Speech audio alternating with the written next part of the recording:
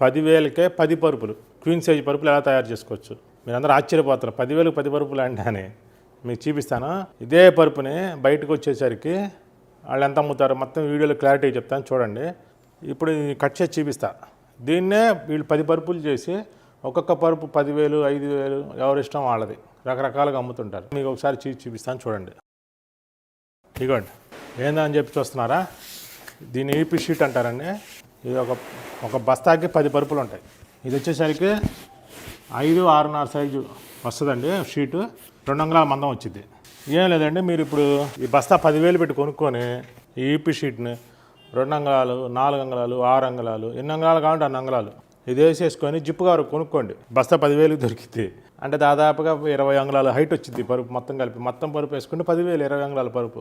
ఇది వాడచ్చా వాడకూడదా అనేది మీరు గూగుల్ సెర్చ్ చేసుకోండి. నేను చెప్పటం కాదు. ఈపీ షీట్ అనేది వాడకూడదు. కానీ అన్ని కంపెనీలు ఏం చేస్తున్నాయి, ఈపీ షీట్ పరుపులనే వాళ్ళ బ్రాండ్ వేసుకొని, అన్ని వాళ్ళ బ్రాండ్ కాదు, వాళ్ళ వేరే బ్రాండ్లు ఉంటాయి. ప్రతి కంపెనీ కూడా ఒక 10 నుంచి 20 రకాల బ్రాండ్లు తయారు చేస్తాయి. వాటిలో ఏదో 1-2 బ్రాండ్లకి పెద్ద పెద్ద కంపెనీలు కూడా ఈ ఈపీ షీట్ పరుపులకే మొగ్గు చూపుతారు. నేను లోగడ కూడా చాలా వీడియోలో కట్ చేసి చూపించాను. సేమ్ అదే ఇది కూడా. ఇట్లా రకరకాల కంపెనీలు వస్తాయి. బ్లాక్ కలర్లో వస్తుంది, పింక్ కలర్లో వస్తుంది, ఎన్ని రకాల రంగులు కాబట్టి అన్ని రంగులు వస్తాయి. ఇవి కూడా వాటిని కూడా మీరు ఏం చేయొచ్చు, 10,000 పెట్టి ఒక బస్తా కొనుక్కోండి.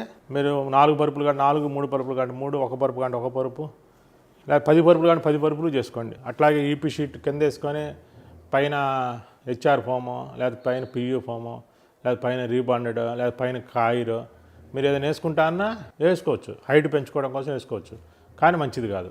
అయితే డైరెక్ట్గా ఇది కొనుక్కుంటే 100% మంచిది కాదనుకోండి. దీనిపైన వేరేది ఏదైనా వేసుకుంటే 70-80% మంచిది కాదు. అంటే ఆ 30% కూడా మీరు పైన వేసుకునే ఫోమ్ని బట్టి దీని మీద ప్రెజర్ పడదు కాబట్టి పర్వాలేదు. ఇదేంటంటే ఈపీ షీట్లో గొంత ఇలా కొట్టంగానే గుంత పడిపోయింది, సొట్టబడిపోయింది. మనం ఒకసారి అణిగిపోయిందంటే మళ్ళీ పైకి లాగదు. ఫోముల్లో లాగా పైకి లాగ ఎప్పటికప్పుడు అణిగిపోయింది అనమాట. సపోజ్ దీని మీద సుత్తి పెట్టి కొట్టామను, సుత్తి పడింది అనుకోండి సొట్టబడిపోయింది. ఏదైనా బరువు వాడి గుంటరాయి పడింది అనుకోండి సొట్టబడిపోయింది. దీంట్లో అన్ని మైనస్లు ఉన్నాయి. అందుకనే ఈపీ షీట్ మంచిది కాదు నాకు తెలిసి. ఇప్పుడు ఈపీ షీట్ పరుపులనే ప్రతి కంపెనీ వాళ్ళు కూడా వాళ్ళ రంగు, ఆ పరుపు కంపెనీని బట్టి వాళ్ళ రంగు వేయించుకొని 6 అంగుళాల పరుపు అనుకోండి, 5 అంగుళాలు 4 అంగుళాలు ఈపీ షీట్ వేసి 1 అంగుళం 6 అంగుళం రీబాండెడ్, మెమరీ ఫోమ్, లాటెక్స్ ఏదో ఒకటి వేస్తున్నారు. వేసేసి రేటు తగ్గించి అమ్ముతున్నారు, ఆన్లైన్లో పెట్టి అమ్ముతున్నారు. ఈ ఈపీ షీట్ పరుపు మీరే తయారు చేసుకోండి. 1000 రూపాయలు పడింది. జిప్పు కవర్ మీరు కొనుక్కొచ్చుకోండి.